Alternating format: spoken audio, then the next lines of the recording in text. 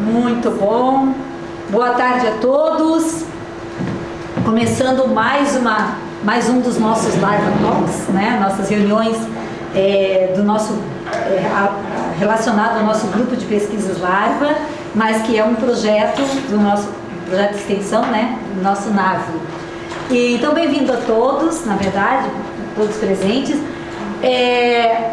A apresentação de hoje, na verdade, a ideia já nasceu da última vez que o Luiz Alfredo esteve aqui fazendo sua apresentação junto com o Lucas na ocasião, e que entre muitas coisas interessantes que eles trouxeram do trabalho que os dois estão fazendo concomitantemente dentro da mesma temática, foi justamente uma coisa que chamou a atenção, não só minha, né, mas de alguns que estavam aqui, que foi o Luiz trazia uma revisão sistemática de uma maneira bem diferente, e não um software, e a gente questionou que software é esse que você conseguiu no mercado, que já fez esse projeto, que já fez esses gráficos para você, eu também quero. Ele disse, não, professora, fui eu que fiz. Então, em função disso, né, que era apenas um pequeno detalhe da apresentação dele anterior, acabou nascendo essa possibilidade. Então a gente convidou, já soube que o Luiz já fez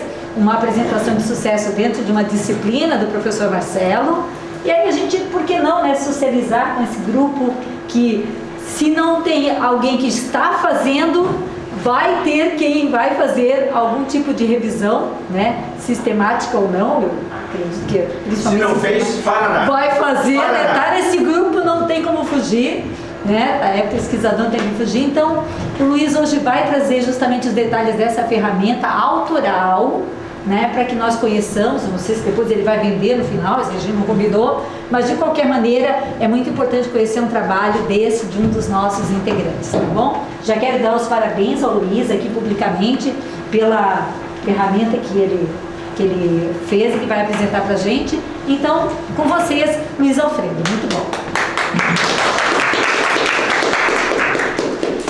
Olá pessoal, boa tarde. Então, como já apresentados, Luiz Alfredo, e o que eu vim trazer dessa vez vai ser a apresentação do Research Parser, uma ferramenta sob medida para revisão bibliométrica. Então, começando mais uma vez, como sempre começo nas apresentações do Larva Talks, diferente dos outros Larva Talks, a apresentação de hoje não alguma coisa. Então, a apresentação de hoje não trata diretamente de uma aplicação visual. A gente está no laboratório de aplicações visuais, mas essa aplicação de hoje, ela é uma aplicação que por si só não é visual, mas ela tem um destino que é fazer uma análise em cima de artigos de inspeção ótica automática de placa de circuito impresso, que essa sim seria a parte visual do trabalho. Então é um meta-trabalho, né? Porque a gente está analisando artigos de aplicações visuais e não tratando diretamente da aplicação visual desta vez. Então, o que me fez desenvolver essa aplicação? O que me fez chegar até o objetivo de sair com esse software? Eu queria uma interface de usuário que servisse para analisar um conjunto de artigos. Por exemplo, eu vou lá no E3 Explorer, Scopus, ACM, pego um conjunto de artigos, abstract, de palavra-chave, título, e juntar tudo isso em uma interface de usuário unificada. Existe isso. Existe Mendeley, existe Zotero, existem várias ferramentas de mecanismo de busca para juntar mecanismos de busca desse. Só que, no geral, eles funcionam muito bem quando o teu objetivo é genérico, ou seja, um objetivo generalista de pesquisa onde tu não tem um foco de analisar uma determinada característica naquela área, que é o que eu precisava. Então, com o Mendeley, com o Zotero, eu consigo juntar os artigos, eu consigo analisar eles de forma que eu tenha tudo numa tabela só que eu não tenho como analisar dentro do domínio da minha pesquisa, que seria, por exemplo, no meu caso aqui de análise de placa de circuito impresso, quais que são os tipos de defeito que são analisados por aquele artigo. Eu queria uma tabela onde eu tenho essa informação. Para cada artigo eu incluo lá, esse artigo trata desse defeito. qual que é a técnica que foi utilizada para fazer essa análise de defeito. Então, esse artigo ele usa visão computacional tradicional, ele usa aprendizagem de máquina, ele usa uma CNN de 2 estágios, de 1 estágio. Esse tipo de informação ela é muito específica e acaba não servindo lá nas ferramentas genéricas, que elas não foram feitas de forma a tratar com especificidades assim. E aí eu teria que fazer uma outra coisa que resolvesse isso, que conseguisse tratar os meus artigos da forma específica que eu queria. Aí eu poderia abrir uma planilha do Excel, colocar os artigos no Excel e daí colocar as colunas de forma que não precisaria desenvolver um software novo, mas não foi o que eu fiz. O que eu fiz foi, então, trazer o que eu estou trazendo aqui para vocês, porque eu queria uma coisa que, além de fazer isso aqui, fosse facilmente pesquisável, fosse facilmente reordenável, reorganizável, de forma que eu conseguisse organizar, por exemplo, eu quero saber quais os artigos aqui estão comentados e colocar eles para cima, para baixo, fosse filtrável e fosse bonito. Porque, assim, resultado, então, começamos com o front-end, que é a tabela principal, onde a gente vai ter um marcador de sim, não ou não se sabe, para cada classe ou cada feature, que é o tipo de defeito analisado, ou cada técnica, que é a forma como o artigo trata aquele defeito. E aí, essas classes, clica em cima dela para trocar. Tipo, olhei o artigo, eu quero dizer que sim, eu só clico em cima daquela classe e já está salvo automaticamente. Então, não tem que perder muito tempo configurando cada vez que eu leio um artigo o que eu vou ter que especificar na hora de resumir as classes que o artigo trata. Além disso, teria que ter uma página de detalhes, onde eu consigo olhar realmente qual que é cada uma das palavras-chave, qual que é o resumo, quais que são os autores, pesquisar esses dados. Então, eu posso clicar em cima do autor e encontrar todos os artigos daquele autor, deixar meus próprios comentários sobre aquele artigo. E isso aqui foi uma demanda que surgiu quando eu estava escrevendo a dissertação. Copiar o bibtex daquele artigo. Então, tu abre os detalhes do artigo, tem um botãozinho lá, copiar o bibtex, cola lá no overleaf e já está pronto a tua referência para aquele artigo na hora que tu está escrevendo. E mais uma coisa para id, porque daí quando eu quiser fazer uma citação, se eu já coloquei a referência lá no overleaf, por exemplo, eu só copio a id e colo na minha citação na hora de escrever o artigo. O link para o artigo completo, para baixar o artigo. As colunas, então, têm que ser classificáveis, né? Já mencionei. Nós vamos ter pesquisa, também mencionei. E de quando até quando que eu quero que a minha pesquisa trate? Depende do que eu estou fazendo. Tem alguns momentos em que, por exemplo, eu baixei os artigos lá, os resumos dos últimos 15 anos. Tem alguns momentos que eu quero saber as estatísticas, as informações de um conjunto de artigos dos últimos 5 anos. Então, tem uma opção lá para filtrar por uma faixa de anos de publicação menor do que o total que já foi adicionado lá no banco de dados. Ou tamanho mínimo, eu não quero artigos curtos, eu quero tirar os short papers, né, da minha pesquisa. Então eu coloco o mínimo de 4 páginas, por exemplo, e quem tem menos de 4 páginas não polui a minha lista. Por fim, eu encontrei um artigo, mas aquele artigo não é realmente o que eu achei que era, então ele está fora do meu escopo, marca ele como off-topic, e aí os artigos que foram marcados como off-topic, eles somem da lista até tu intencionalmente dizer, não, eu quero que apareçam os artigos que estão off-topic. Aqui eu tenho uma demonstraçãozinha de como é que funcionando a aplicação. Então, página de detalhes, aí eu posso clicar no autor ali, aí ele filtrou para aquele autor. Então esse autor tem só esses 2 artigos aqui. Lá em cima tem o filtro para digitar pesquisa, eu apaguei a pesquisa. Somente surveys, somente não surveys, então somente artigos primários. Somente artigos primários tratando de solda.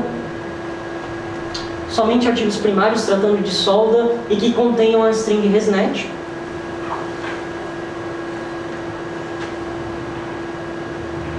ordenar em ordem alfabética de revistas. E é isso. E até aqui, agora, eu tenho uma ferramenta que me ajuda a organizar os meus artigos e que contém uma grande quantidade de dados sobre aqueles artigos que estão ali dando sopa, né? Eu posso usar esses dados para algo mais. Ou seja, já que eu já tenho tudo isso, por que não fazer uma análise estatística em cima disso, de forma que eu descubra quem são os autores mais comuns? Quais são as revistas que mais aparecem nos artigos dentro da área? Quais que são as conferências, quais que são as pessoas que mais publicam dentro dessa área, quais que são as palavras-chave que são mais utilizadas dentro dessa área. Qual que é a distribuição, por exemplo, no passar do tempo, de tipo de defeito mais estudado? Em uma determinada época começou-se a estudar mais um tipo de defeito específico que não era tão comum no passado. Então dá para descobrir isso, dá para tirar essa informação? Dá. Encontrando o valor total a cada ano, encontrando o valor de evolução no decorrer dos anos, e aí isso pode ser cumulativo ou pode ser somente no ano, isso pode ser empilhado ou pode ser paralelo um junto do outro. A mesma coisa para as técnicas utilizadas. Então, tipos de defeito aqui, técnicas são visão computacional tradicional, aprendizagem de máquina, transformer e assim diante. Quais que são os tipos de defeito que eu não previ, que não estava na taxonomia original quando eu montei a tabela e que pessoas pesquisam? Então, uma lista dos tipos de defeito que existem, mas que eu não tinha previsto. E quais que são os modelos utilizados? Quando a gente tem um artigo que utilizou, por exemplo, uma CNN, uma rede neural convolucional. Qual rede neural convolucional? Então, essa lista ela é ordenada pelas redes mais comuns, e daí a gente descobre, por exemplo, qual que é o tipo de CNN mais utilizado. Tudo isso é pesquisável, né? Clica em cima lá do campo e descobre o que mais que tem de artigo dentro daquilo ali. Então essa é a página de estatística. Pode mostrar, eu não falei, mas pode usar barra ou pode usar pizza. Pode esconder algum dos datasets. Empilhar, olhar como cumulativo, agrupar ou desagrupar com base em subtipos de defeito.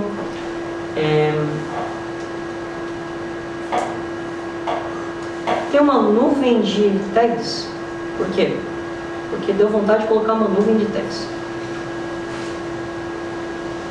Isso não dá para escrever no artigo, então? Eu coloquei uma nuvem de tags, eu só não disse o motivo dela. E tem uma paginazinha explicando como é que funciona se a pessoa se perder. Aí, surgiu também a necessidade de eu compartilhar essas informações. Por exemplo, eu fiz toda essa análise, eu tenho um conjunto de artigos que eu classifiquei, que eu organizei, eu quero passar para um orientador.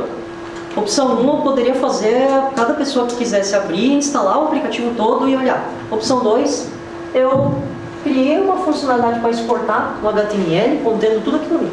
Então, esse HTML ele já inclui todos os artigos que estão atualmente filtrados na hora que eu exportar.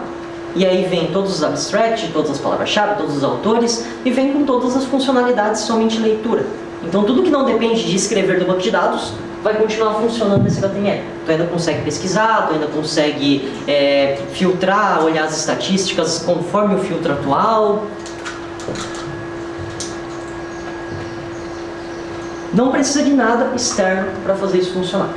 Então aqui a gente vai ter um arquivo único, que tu pode literalmente exportar o arquivo e mandar por e-mail, como um anexo de e-mail, pode mandar no WhatsApp, é um arquivo, um HTML normal, e tu pode abrir em qualquer dispositivo. Eu não recomendo abrir no celular, mas se quiser tentar abrir no celular, pode, mas não vai caber na tela do celular, porque é uma tabela muito grande, então não é viável tornar responsivo até caber no celular. So, eu deixei fora de escopo. Falei, olha, funciona muito bem numa tela de laptop ou maior. E aí com isso a gente tem então a ferramenta, toda a parte de análise Só que por acaso aconteceu de, as estatísticas que estão implementadas não são suficientes, eu quero fazer uma análise um pouco mais avançada em cima desses dados. Posso exportar para o Excel. Então, pega a mesma tabela, exporta para o Excel, e lá no Excel pode usar a tabela dinâmica, pode usar qualquer recurso do Excel e fazer outros gráficos, outras tabelas. Isso aqui eu fiz porque há muito tempo atrás eu sabia fazer umas tabelas legais no Excel. Eu pensei, quer saber, eu acho que eu vou exportar para o Excel e vou fazer as coisas no Excel.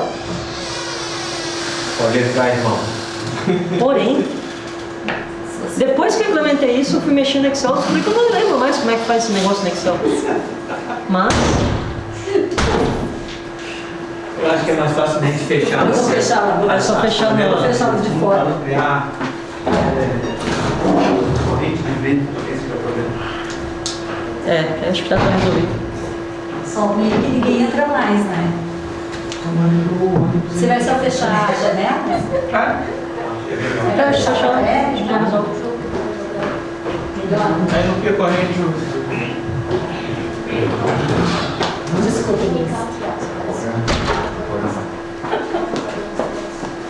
Então, exportando para o Excel, dá para fazer mais estudos em cima desses dados no Excel, se quiser. Por fim, tudo isso serve para a parte mais de mapeamento e bibliometria, mas não tanto de conteúdo dos artigos, de começar a olhar dentro do artigo, começar a fazer anotação dentro do artigo. E aí eu percebi, eu tenho esse negócio que junta todos os meus artigos, mas daí quando eu preciso de um PDF, eu preciso de uma outra ferramenta para ir lá, escrever em cima do PDF e tal. Por que não juntar e colocar tudo aqui dentro? Então, lá no desenho, eu vou mostrar depois. Eu coloquei um anotador de PDF, então eu coloco a opção da pessoa importar o PDF também. E aí isso tem que ser manual, né? Para importar BibTeX, tu importa 1000 artigos de uma vez. O PDF não tem uma API de graça para fazer isso, então tu tem que baixar um PDF e anexar o PDF. Depois que tu anexou o PDF, dentro do Research Parser a gente tem um anotador de PDF, que é assim, todos os que estão vermelhinho ali é porque já tem o PDF baixado. Abre, aí tá aí o anotador de PDF, aí tu pode marcar o PDF ou escrever em cima e tal. E depois que tu fez isso, tá salvo. Então, a hora que tu abrir de novo, esse PDF vai estar com as tuas anotações feitas. E aí, quando tu recarregar, ele vai estar verdinho, que é o verdinho é porque o PDF tem anotação e o PDF vermelho é o PDF que não tem anotação. E aí tá feito, tá funcionando, tá pronta a ferramenta. Só que talvez seja uma coisa que alguns podem estar estranhando, né? Quem chegou do nada e não tinha conhecido o contexto ainda, que mas da onde que vem esses dados de tipo de defeito, de técnicas? Porque tudo que eu expliquei até agora demonstra que eu posso ir lá e clicar em um por um e fazer isso. Mas no slide eu mostrei que está tudo feito e tem, sei lá, centenas de artigos aparecendo ali. Então agora a gente vai para a parte de classificação. Falei da parte de Research, agora vem o Parser. O Parser que classificou os artigos para mim. Então, o que eu fiz aqui foi usar uma LLM local, que classifica automaticamente cada um dos artigos. Ele analisa o abstract, as palavras-chave, o ano, o título e decide quais que são as técnicas utilizadas dentro da taxonomia que eu entreguei, quais que são os tipos de defeito analisados dentro da taxonomia que eu entreguei também. E eu posso classificar os restantes, classificar tudo, verificar os restantes, verificar.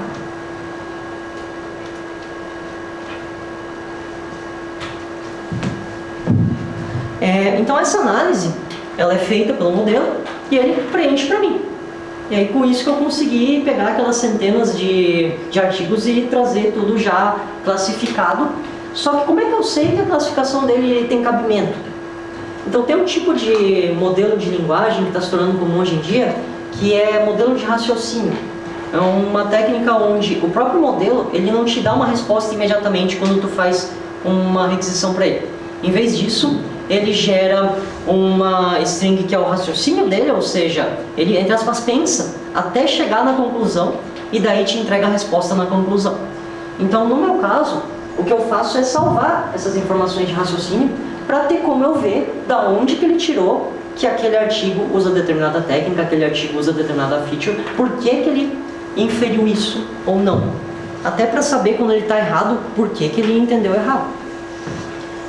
Então isso já melhora um pouco a rastreabilidade da classificação. Mas isso não garante que a classificação vai estar certa. Então, para melhorar a chance de a classificação estar certa e não ser alguém que raciocinou e quer provar a resposta errada, eu pego uma outra instância do modelo que analisa só os resultados da classificação e os dados originais do artigo. Então, o abstract, o título, a palavra-chave e o resultado da classificação.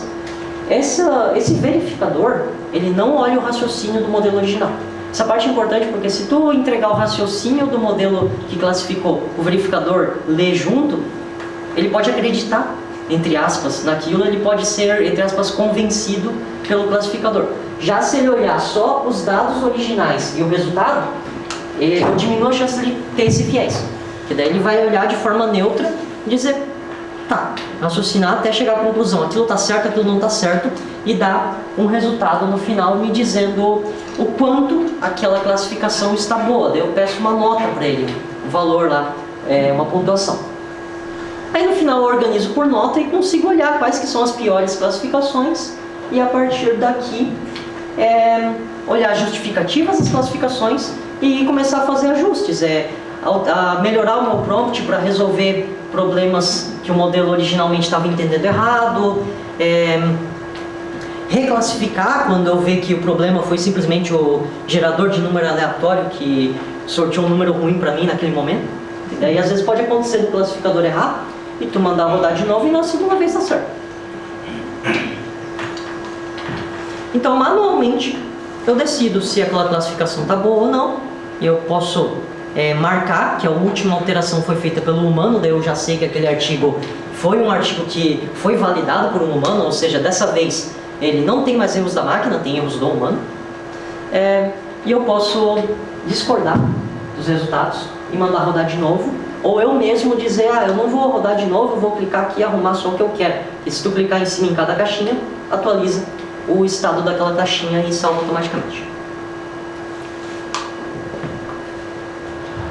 Como que isso foi implementado?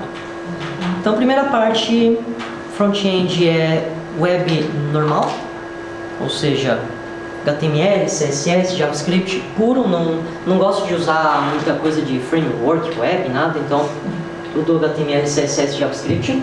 A única parte que eu tive que fazer com biblioteca, né, parte de desenhar os gráficos. Não vou desenhar os gráficos na mão, usei o Chart.js para fazer a parte de gerar gráficos para mim.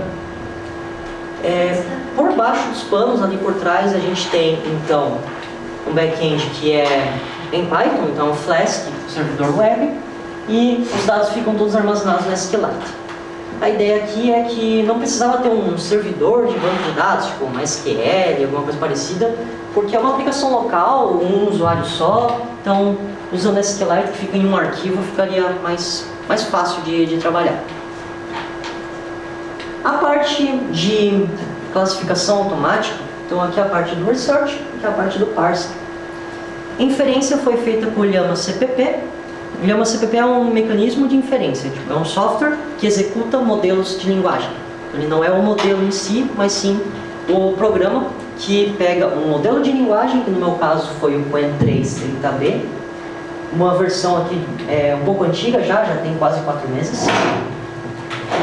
E esse é o modelo que fez a minha análise e o Llama CPP é o software que executa o modelo e faz com que ele consiga me dar resultados. Quais são os resultados? O primeiro resultado importante disso aqui, depois de passar por tudo isso, depois de passar mais de 3 meses desenvolvendo essa coisa, é que como isso aqui eu não preciso fazer aquela busca extremamente afunilada na hora de encontrar artigos relevantes para mim. Eu faço o contrário do que normalmente se faz, o que é simplesmente colocar uma busca o mais genérica possível, de forma a pegar uma grande quantidade de artigos que pode ser que tenha a ver com a área, porque daí eu sei que o sistema vai ter a capacidade de analisar esses artigos e filtrar para mim o que realmente é relevante do que não é relevante. Isso é vantagem, porque quando a gente monta uma frase de busca muito especializada, a chance de tu simplesmente esquecer um sinônimo pode deixar um monte de artigo que era relevante de fora. Aí aqui, eu não preciso disso, porque quem vai entender sinônimos é o próprio modelo de linguagem. O modelo de linguagem sabe muito bem lidar com idioma, linguagem, então ele entende muito bem sinônimos, ele entende muito bem quando algo é relacionado ou algo é igual, mas só tem um outro nome. E aí essa foi a frase de busca que eu usei no meu exemplo, na minha pesquisa. Percebam que é só um conjunto e outro. Geralmente o pessoal usa pelo menos uns 3, 4 e, né, para ir diminuindo a quantidade de resultados. Aqui eu fiz o contrário, eu deixei assim, que daí aqui vai vir qualquer coisa que tenha a ver com placa de circuito, né, com printed circuit, e tenha manufatura ou inspeção, então deixei muito ampla a pesquisa. E aí, saiu uma pesquisa com uma quantidade grande de resultados. Essa quantidade grande de resultados passou pela classificação automática, passou pela verificação automática e, depois de tudo isso, o que deu para perceber é, primeiro, a gente ter essa etapa de verificação automática, ela diminui bastante a chance de passar batido um falso negativo. Porque daí, quando ia ter um falso negativo, o verificador diz, opa, isso aqui está classificado errado, e a gente pega. Tem que ter uma verificação errada que o verificador ainda acha que está certo. Então, tem que passar pelos dois para daí chegar a passar batido. A gente teve, então, em torno de 5% de artigos que ficam naquele limbo do tipo, dá uma classificação, a verificação discorda, e aí eu vou analisar. Às vezes nem eu sei se aquilo realmente era um falso negativo, porque é um artigo que pelo abstract não dá para ter certeza. Tipo, é uma coisa que pode ser que está dentro do tópico, mas é muito pouca... tá bem no cantinho de estar no tópico, assim, é quase fugindo do que me interessa. Ou a coisa multitemática, um artigo que trata um pouquinho da minha área de PCB, mas trata de outras coisas também, e daí ele pode cair aqui. Eu já fiz alguns ajustes, então esse dado aqui é original, hoje está melhor essa taxa. Falso positivo, ou seja, um artigo que não tinha nada a ver, mas que o sistema disse, não, isso aqui tem a ver, lê esse artigo. Não achei. Todos os artigos que eu peguei até agora para olhar, eles sempre tinham a ver com inspeção de placa de circuito impresso de alguma forma. Não aconteceu, por exemplo, de vir um artigo sobre poluentes orgânicos, polychlorinated biphenyls, que se escreve PCB. E todos os artigos de PCB, que é do poluente orgânico PCB, eles têm a palavra-chave lá no Scopus quando eu pesquiso. Vem junto porque é PCB, e se eu colocar NOT PCB vai sumir as placas de circuito impresso. Então, aqui não. Aqui todo mundo que era poluente orgânico pulou fora porque a classificação descobre que aquilo ali não tem nada a ver. Falso positivo não achei. Falso negativo tem alguma chance de dar, mas falso positivo até agora não achei. Às vezes acontecia também, isso aí é o maior problema no sistema, a análise ela está certa no sentido de que o artigo ele realmente tem a ver com o que eu quero, mas ele classificou um pouco errado. Por exemplo, o artigo foi classificado como tem transformer, mas na verdade era só uma CNN, não tem transformer. E aí, como que eu descobri isso? Eu peguei um artigo que era de 2015 e o classificador tinha dito que era transformer. Deu, pera, calma lá, não existia artigo científico da área falando de transformer nessa época, então isso tem que estar errado. Eu olhei o artigo e realmente não era transformer. Solução para isso: no prompt que vai para o modelo, eu já dei uma listinha dizendo, olha, CNN começou a existir mais ou menos em tal época, se o artigo é muito anterior a isso não tem como ser, Transformer começou a existir mais ou menos em tal época, se for antes disso não tem como ser, melhorou bastante. Números, para quem gostar de números. Classifiquei então 13.485 artigos usando o Llama CPP, levou 6 dias no hardware que eu utilizei. Desses 13.000, como a nossa frase de busca era muito genérico, sobrou 1.180 que são realmente relevantes, e aí eu peguei dos últimos 15 anos, 2011 até 2025. hardware usado foi um desktop com duas RTX 3090. Durante esses 6 dias, 600 watts, direto. Então, gasto um pouco mais do que o computador que está parado fazendo nada, né? Mas não chega a ser o fim do mundo. E daí aqui está um videozinho mostrando a operação do sistema. Então, enquanto estava acontecendo a classificação, as minhas duas placas estavam aí com quase metade de carga de trabalho. Que daí você pode pensar, tá, mas isso aqui é desperdício de hardware, né? Pô, 6 dias trabalhando, só usa menos da metade do hardware disponível. E aí, isso acontece por quê? Porque o Llama CPP, ele não é feito para trabalhar em esse tipo de carga de trabalho. O Llama CPP é um motor de inferência quando tem um usuário fazendo uma pergunta, um prompt e pegando uma resposta.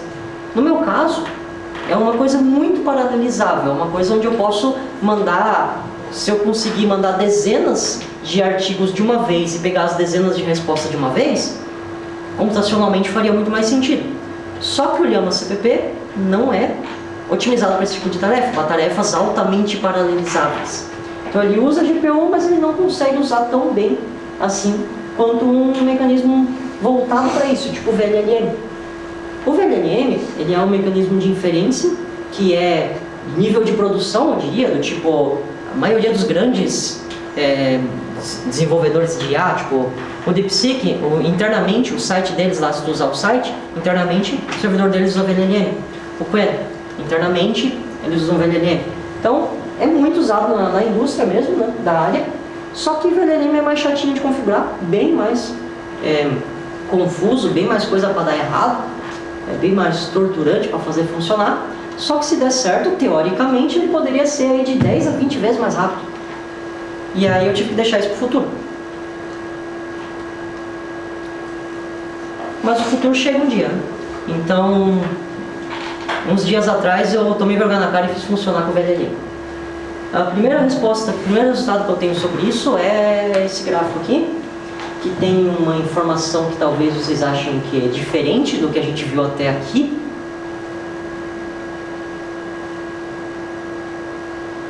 E eu tenho também esse gráfico aqui. É a mesma coisa, só que aqui é empilhado e cumulativo.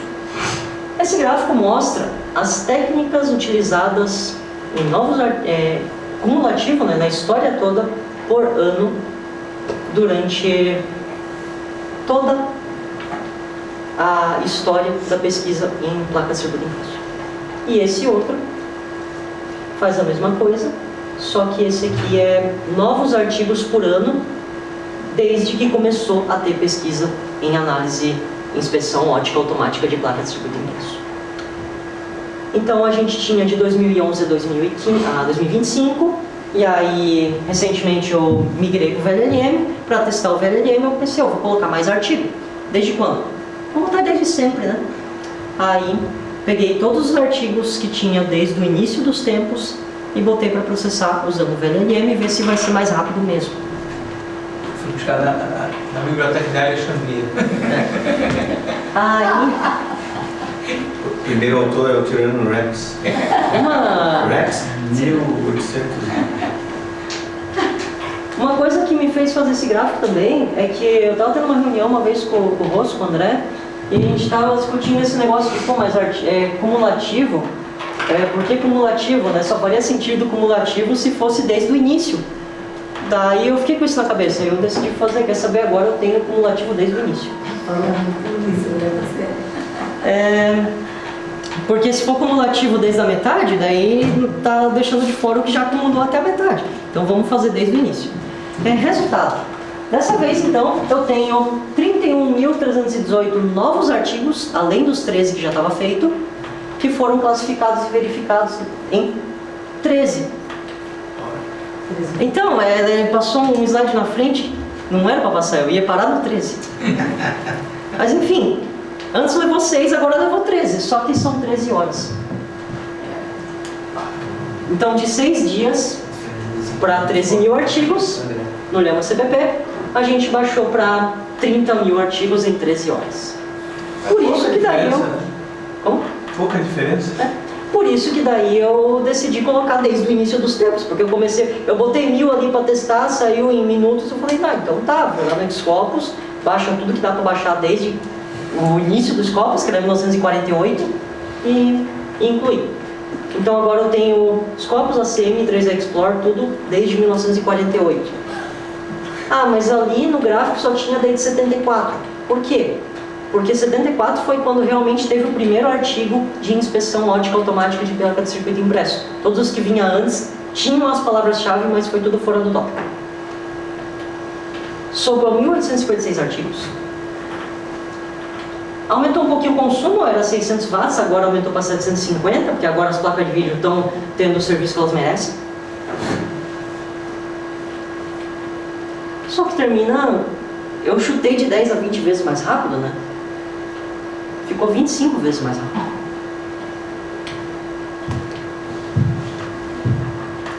E aí, já que a gente tem uma coisa 25 vezes mais rápida, vamos adicionar uma funcionalidade nova para diminuir um pouco mais o meu trabalho. Porque o que eu estava fazendo era classifica e verifica, e aí eu ordeno por mal verificado, por mal classificado, e olho o que o verificador disse que estava ruim. Por que não fazer que o modelo de linguagem pegue de novo e analise essa informação para mim? Como? Pega um artigo que foi classificado, que foi verificado, que o verificador disse que a classificação está errada, e entrega para o modelo a classificação original, o artigo original, o abstract, palavra-chave, tudo, o raciocínio do classificador, o raciocínio do verificador, e aí manda o modelo julgar, dessa vez sabendo de tudo. Olha, o classificador disse isso, o verificador disse isso, quem está errado nessa história, me dá uma classificação final. Aí ele dá uma terceira classificação, e essa classificação pode ser que está errada.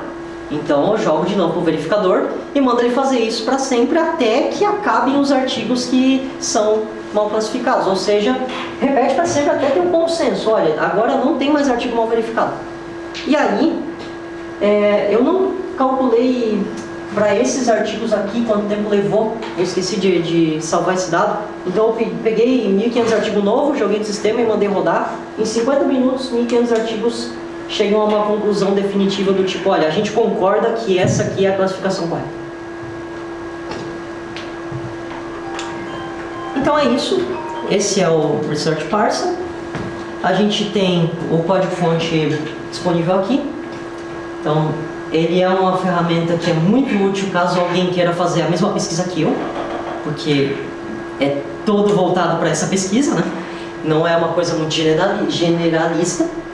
Mas o código está aqui, se alguém quiser tentar fazer alterações nele para utilizar para a sua pesquisa, pode ser que seja útil. Tem uma demonstração, eu vou mostrar funcionando depois. E aí isso aqui é um HTML exportado, que é aquele HTML exportado que eu falei que tem todos os recursos, somente leitura funcionando. E o que eu vou ter que fazer daqui para frente? Escrever o capítulo da dissertação. Já está feito, vou ter que fazer alguns ajustes, porque nessa semana eu consegui 50 anos a mais de artigo, então provavelmente vou dar uma alteração lá. Escrever uma survey, porque agora a gente tem dados que estão razoavelmente confiáveis, que dá para escrever uma survey terciária, secundária. Pode ser terciária porque na verdade eu estou incluindo aqui tanto artigo primário quanto survey. De toda a história de análise de inspeção ótica automática de circuito impresso. Escrever um artigo sobre como a gente chegou nesses dados, então esse aqui seria a survey, seria pegar os dados e escrever um artigo dos resultados. Aqui seria escrever sobre a técnica usada, como a gente fez para processar esses dados e chegar no que pode ser escrito numa survey. Além disso, dá para incluir nesse artigo, ou até fazer um outro separado de como que o VLLM é mais eficaz para tarefas em grandes lotes.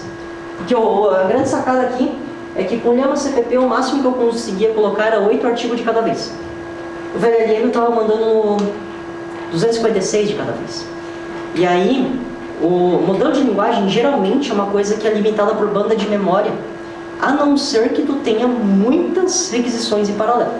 Quanto mais requisição em paralelo, mais tu começa a trazer o gargalo para a GPU em si, mais tu começa a fazer com que a GPU realmente tenha trabalho. Porque quando tu tem uma rodada só, tipo, uma resposta só sendo gerada, tu só está acessando memória, a GPU não está fazendo quase nada. Agora, quando tu tem 200 inferências rodando ao mesmo tempo, aí a GPU começa a ver para que ela serve.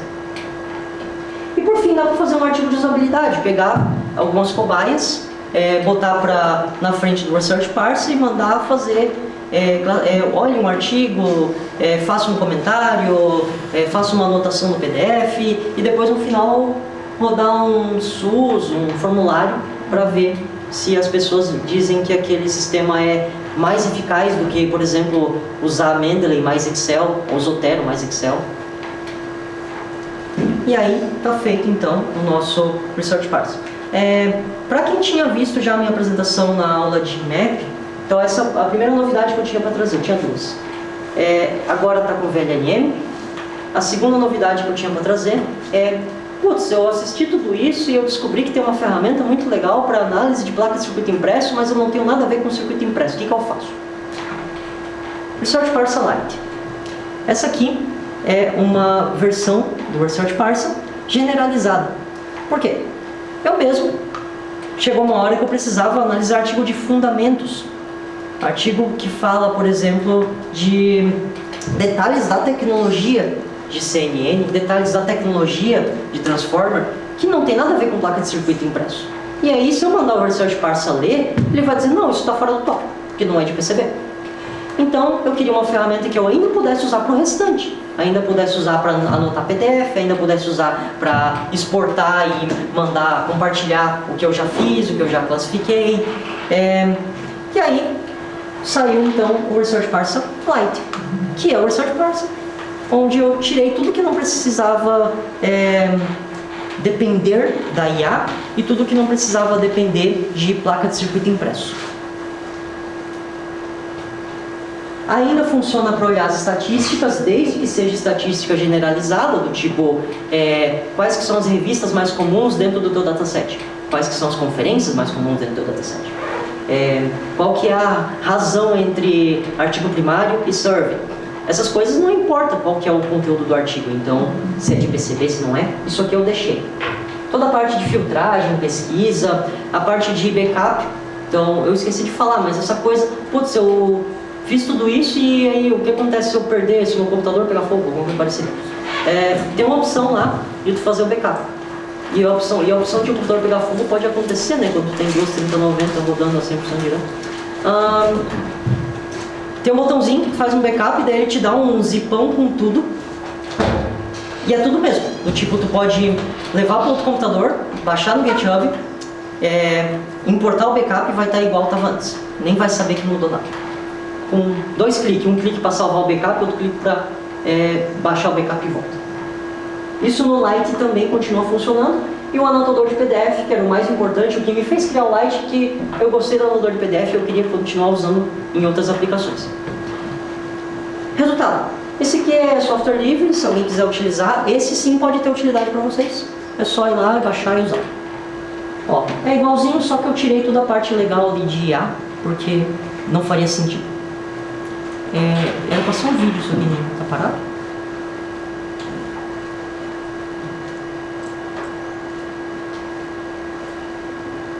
E nesse aqui tu tem que escolher se tu está importando um artigo primário ou uma survey.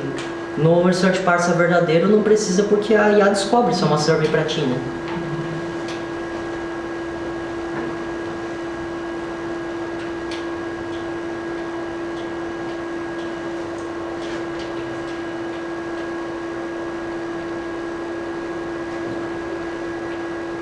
Então as estatísticas continua tendo, só que tem menos, mas continua tendo.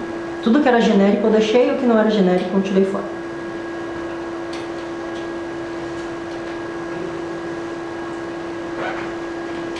Inclusive, seria muito útil para mim se pessoas gostarem do Research Parser Lite e começarem a usar, e o dia que eu fizer um artigo do Research Parser como ferramenta, um artigo de usabilidade, aí eu posso colocar um subgrupo de pessoas que já têm experiência com o software e um subgrupo de cobaias que nunca viram o software.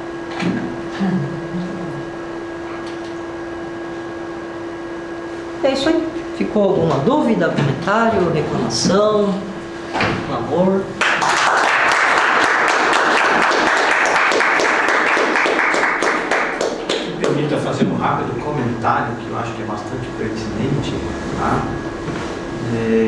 acho que alguns aqui já devem conhecer um mecanismo de busca chamado Archive, né, um repositório. O Archive ficou muito conhecido durante a pandemia porque ele é um repositório de pré-prints, né? As pessoas mandam os trabalhos lá e enquanto ainda estão em submissão a outras revistas, né? E aí então o Archive ele virou assim uma sensação durante a pandemia porque qualquer novidade aparecia primeiro no Archive. Inclusive muitas revisões de literatura foram enviadas para o Archive. Nesse momento tudo estava muito em voga, né? Dia 30 do mês passado, cerca de 11 dias, o Archive publicou uma decisão, tá? Em função do aumento significativo de revisões de literatura feitas totalmente por IA. E aí o comentário foi, a justificativa, né, está proibido de mandar revisões de literatura feitas única e exclusivamente por IA, devido a, aspas, de serem pouco mais do que bibliografias comentadas sem discussão substancial sobre questões de pesquisa em aberto. Então está proibido de mandar revisões de literatura para o Archive que seja feita exclusivamente por IA. Por quê? Porque não tem essa análise que tu fizeste do que estava sendo classificado, de se preocupar em refinar a classificação, de definir exatamente o que era on-topic, off-topic, etc. Isso simplesmente não estava sendo feito. Era só o trabalho braçal. Colocava lá, mandava para IA e aí não vou nem dizer, mas provavelmente escrevia automático o artigo também e estava mandando o Archive. Então, os próprios repositórios agora estão começando a exigir que tenha um tratamento, que tenha um entendimento, que tenha uma discussão de fundo naquilo que está vendo. Não é simplesmente sair e fazer e pronto, ó, tá aqui tem 31 mil artigos, tá, mas para que, onde, quando, de que forma? Então, dito isso, né, eu vejo que o teu trabalho tem muita condição de realmente ser publicado, né, não só a ferramenta, mas o resultado. Dá para aproveitar bastante, né, os dois, né, separadamente, são passíveis de boas publicações. Acho que a gente tem que trabalhar nisso. Arthur? Colocou ali 4 possibilidades de escrita, né? Foi isso? Uhum.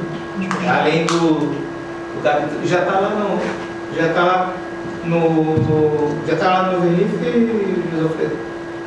Sim, na verdade, o que não está é as alterações novas, né? Mas o que está lá já inclui. Então, eu acho assim, disso aí, né, eu acho que talvez faça mais sucesso como artigo é o terceiro. Essa comparação usando o VLM e o Llama. Pode ser. É que por um lado, né, pode ser que eu não estava botando tanta fé, porque do ponto de vista de profissional, né, é muito conhecido já. O pessoal, talvez na academia isso seja pouco conhecido, mas do ponto de vista profissional é básico, do tipo, se tu tem uma aplicação em grandes lotes, vai pro VLM. Eu só não fui na primeira vez que eu montei isso aqui, porque fazer VLM funcionar é uma tortura. Llama CPP é facinho. Mas daí eu não sei. Então realmente não. Professor Luciano. Luiz Alfredo da Silva. Da Silva Santos, os dois nomes mais comuns do Brasil. É da Silva Santos? É só da Não, estou dizendo que ele é Silva e Santos são os dois nomes mais. Os dois sobrenomes mais comuns do Brasil. Até nome de presidente. Olha, eu achei que eu não ia ficar mais impressionada, mas eu fiquei muito impressionada com o teu trabalho. Meus parabéns, sinceramente. Nossa, eu até fiz uma listinha de perguntas, alguma delas você já respondeu, mas eu fiquei muito, muito interessada. Eu vou ser uma das pessoas que vai usar o teu light, tá? Já vou te dizendo, tá certo? E eu recomendo que quem está presente e tem interesse em fazer revisão que utilize, tá? Uma das Tem pergunta. pelo menos 2 candidatos aqui para. Ah, com certeza. Não, maravilhoso. Eu achei assim, eu estou muito impressionada mesmo, de verdade. Não consigo nem dizer em palavras. Mas eu tenho umas perguntinhas, na verdade, umas coisas que eu fiquei em dúvida. Uma delas é uma coisa, talvez eu pisquei e falasse outra coisa que eu não entendi. Por exemplo, no passo a passo, que eu sei que tem muita automatização, né, por causa não só da própria ferramenta, mas da LLM que você utilizou e tal, mas, por exemplo, no passo a passo, você vai você vai mesmo lá manualmente no mecanismo, lá na base, né, tipo dos códigos que quiser e tal, e você faz primeiro a pesquisa usando o string. Aí, do resultado, você exporta, certo? Então, essa parte é manual mesmo, só para ter certeza. E aí, com esse resultado exportado, aí você traz para a ferramenta e o resto, a mágica acontece, tá certo? Isso já é suficientemente maravilhoso, mas mesmo assim eu queria saber se eu não tinha entendido errado. Ele vem em BibTeX? Boa Isso, pergunta. a ideia é pegar um arquivo BibTeX. Então eu vou voltar aqui onde está no aqui. Ó, deixa eu ver se eu consigo ampliar aqui. Acho que não, porque é vídeo, né? Olha, eu acho que vai dar um ampliar, né? Nossa, segui a caixinha. Então tem esse botãozinho aqui, Aham. importar BibTeX ou CSV. O que acontece? O Scopus tu pode baixar BibTeX de 20 mil artigos por vez. Aí tu monta uma pesquisa que vai dar menos de 20 mil artigos, importa os 20 mil, aperta ali, ele vai abrir uma caixinha para tu enviar o arquivo, tu envia o arquivo, aí tu espera ele processar e te entregar a tabela pronta. O ACM, Digital Library, mesma coisa.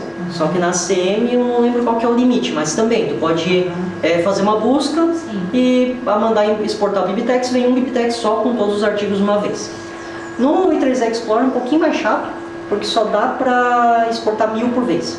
Mas aí tu faz uma busca que dê menos que 1000, manda exportar, tem que exportar como CSV, porque para exportar com o BibTeX no i3 Explorer só de 100 em 100.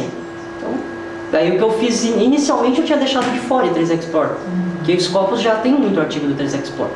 Mas aí no final eu pensei, quer saber, já que a gente chegou até aqui, vou dar um jeito de fazer funcionar no i3 Explorer. Aí eu mudei para importar CSV, então ele importa o CSV do i3E e o BibTeX de qualquer lugar. Se tu já tem um Zotero com tudo importado lá, porque tu já tem uma biblioteca no Zotero, tu pode exportar o BibTeX do Zotero e importar aqui, vai funcionar normal. Até melhor se tu importar direto do Zotero, porque daí o Zotero normaliza todos os nomes da citação lá, aí fica mais fácil de trabalhar. Então é isso, a parte de importação não tem automação, realmente a pessoa tem que importar e entregar para o sistema. Perfeito, não? Tá excelente.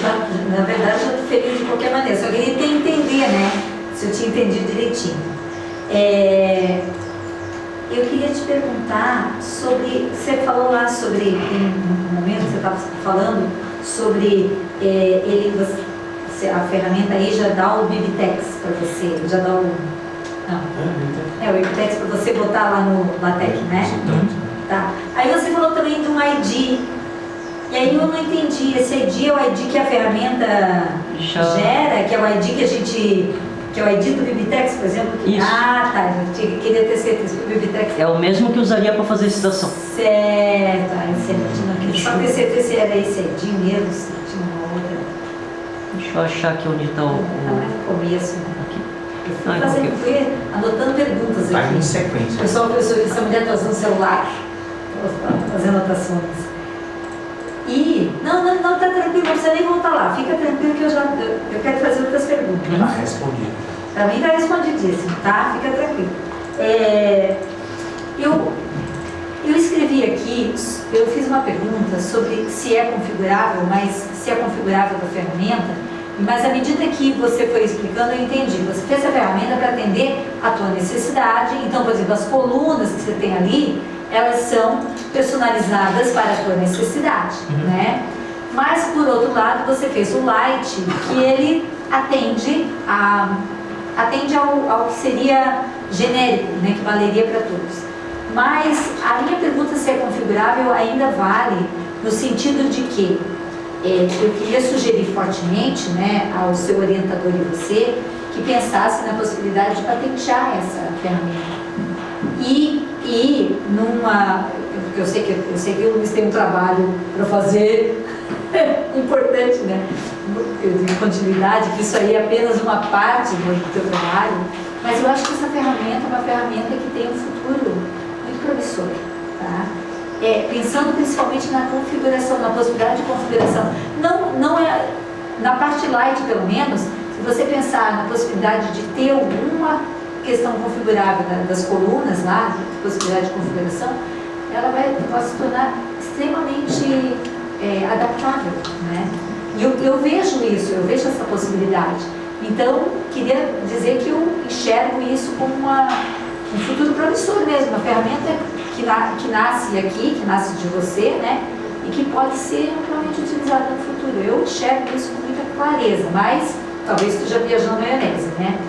E eu perguntei sobre escrever artigo, mas você já tem uma série de possibilidades lá. E queria fazer uma outra perguntinha que agora não tem nada a ver com a tua ferramenta. Eu adoro tuas apresentações. Tem uma outra pessoa presente nessa plateia aqui, que eu já falei que também adoro as apresentações. Né, professor Alexandre? Eu acho muito legal. Eu sou o tipo de pessoa que faz aqueles PowerPoint bem quadradinho, né, que só passa de um para o outro. E quando vê as apresentações, como é que você faz essa apresentação assim com vídeos? O que você usa? PowerPoint normal. Só pego o vídeo e coloco dentro. O vídeo, mas aí você grava aqui no OBS? O vídeo? Nesses videozinhos curtinhos assim, eu uso o ShareX, que é uma ferramenta de tirar screenshot, só que ela faz vídeo também. E daí só, por exemplo, com o ShareX aberto, é Shift e Print Screen, daí tu marca o que tu quer começar a gravar e começa a gravar. Aperta para terminar. Que tem isso. Mais fácil. Eu ouvi recentemente que o próprio PowerPoint tem umas ferramentas de gravação lá. Eu nunca usei. Que é muito bom do próprio PowerPoint. Share. É esse aí? É só baixar isso aí? Aí instala isso aqui, aí... Cada vez que tu vem com uma coisa, já me abre uma nova possibilidade. Luiz Alfredo da Silva, muito obrigada, parabéns. Tomara que isso ainda te deixe rico, tá?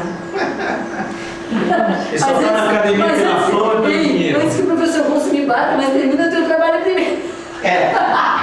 Daqui você ficar rico, não tem muito trabalho. Quem está na academia só está pela fama e pelo dinheiro. Professor André, Hilde e depois o Pablo. Parabéns. Então, esse negócio de IA lá que tu está usando, professor Guilherme, mas depois o VLM, né? Como é que tu faz as perguntas ali para ele? Manda um prompt. Tá. Deixa eu abrir aqui. Então... É que tem várias questões ali, né? Várias colunas ali, né? Deixa eu abrir aqui. Na verdade, aqui tem o link para o repositório. Aí a gente acha isso. Ficou muito bonito, inclusive. A interface com o usuário está bem boa, né? Eu gostei bastante.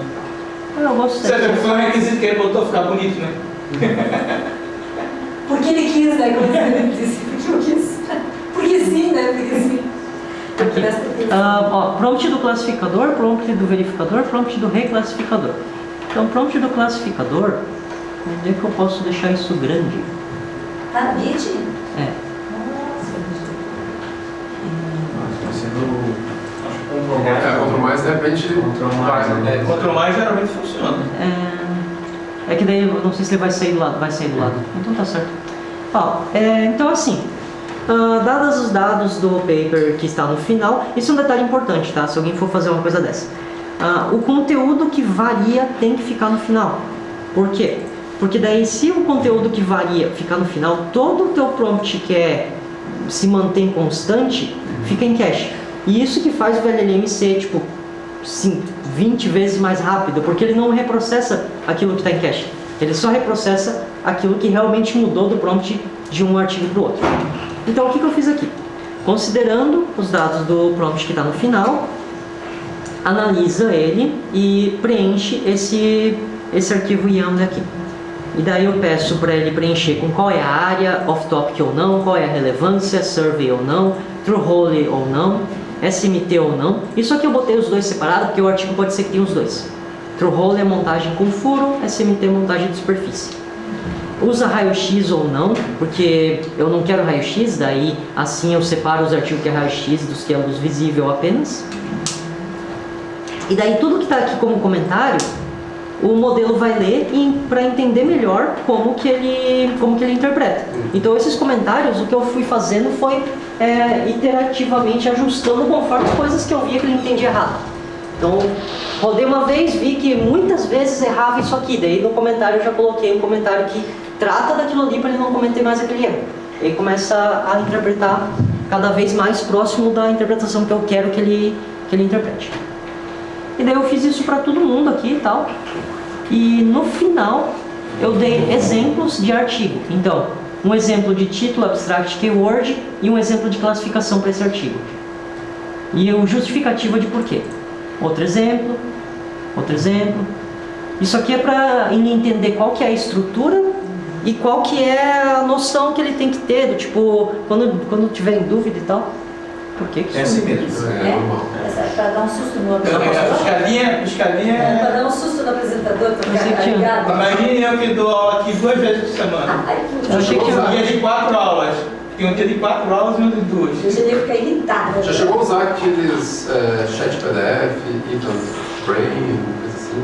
Faz análise de PDF? Não tentei usar PDF, porque o que eu fiz aqui foi só com os metadados, né?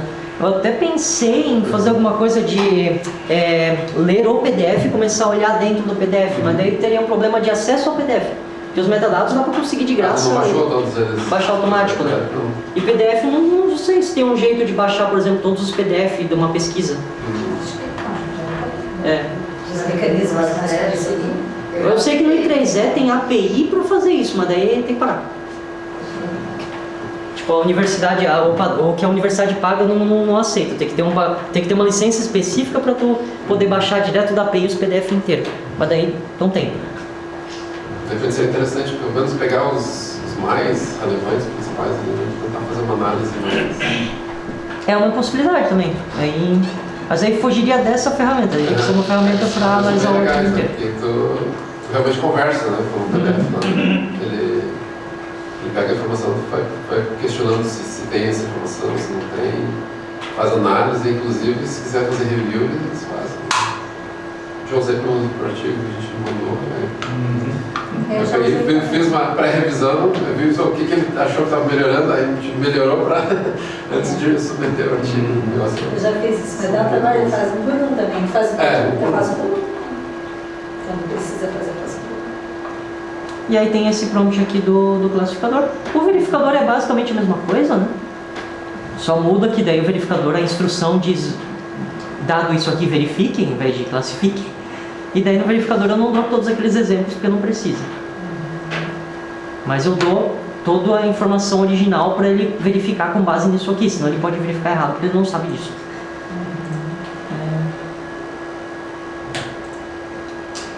Beleza. Hilde, É uma pergunta altamente leiga. nós estamos, quem sou eu, onde que... Quando você faz essa verificação ali, está direcionado para aquilo que você está pesquisando. Se você vai direcionar, vamos supor que se fosse fazer outra área, você tem que reprogramar toda aquela área. É isso? Tipo, por isso que eu comentei até no começo que esse aqui é muito especializado para minha pesquisa, né? Ele teria que automatizar aqueles... Se eu quiser adaptar isso aqui para outra pesquisa, o que vai ter que mudar? Vai ter que mudar todos os prompts, vai ter que mudar o HTML disso aqui, todas as colunas da tabela, vai ter que mudar todas as colunas correspondentes do banco de dados que tratam do que vem para essa tabela e que o prompt trata. Então é tudo muito encaixado para funcionar para essa pesquisa só. Se quiser adaptar para outra pesquisa, tem como, mas dá bastante trabalho. Fazer automático isso aí, Passou pela minha cabeça, como é que eu poderia fazer isso de forma que um usuário pode facilmente criar, mas daí eu acho melhor não tentar fazer isso. Depois que tu terminar o teu trabalho, outra você assunto, busca na gente. Luiz Alfredo, vamos focar em plaquinhas assim, impresso, que isso vai te dar o teu título de mestre. Não, mas eu acho que onde foi a proposta da professora Flora. Foi, né? Eu patentei, atenta a patente. Esse vai deixar ele rico. Planta aí e buscar essa outra Excelentíssimo Alexandre Mendonça fala. Primeiramente, parabéns para o Luiz pela excelente apresentação, né? Assim como o professor Luciano, também peguei o celular e fui fazendo minhas anotações, mas a maioria das perguntas já foi sendo sanada, sobrou apenas uma. Eu acho que nem todo mundo tem duas RTX 3090, acho que é uma coisa de poucos. Eu queria saber qual que é o hardware mínimo, para se eu quisesse rodar esse teu modelo específico, que é para a tua pesquisa, que eu precisaria, Sem queimar nada. Posso ajudar? Você queria para rodar tipo um notebook Então, Coloca na geladeira.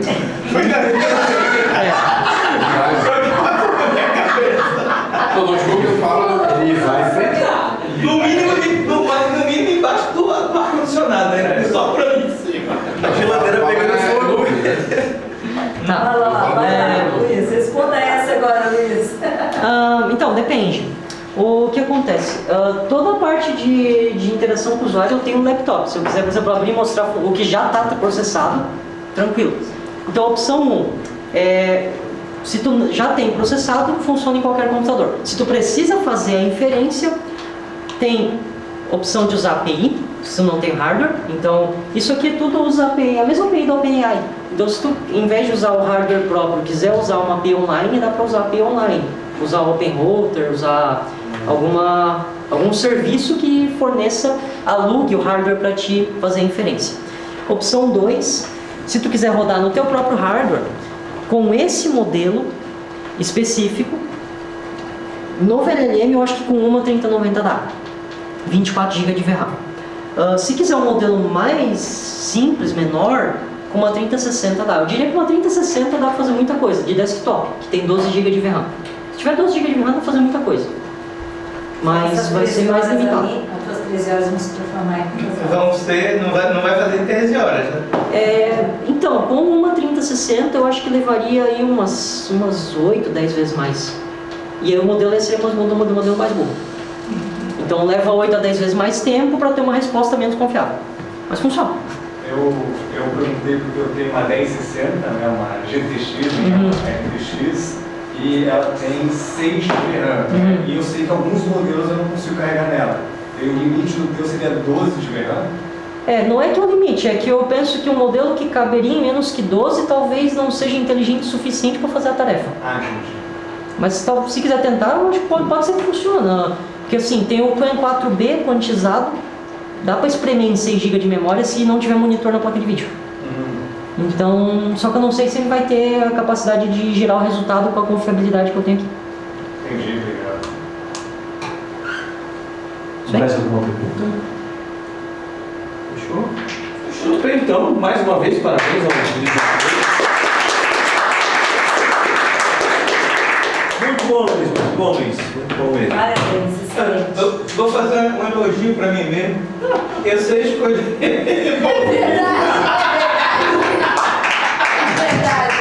Eu não sei se ele sabe, né? Eu não sei se ele sabe escolher orientador, mas você escolheu você. Você está de parabéns também, com certeza. Verdade. É verdade. Obrigada.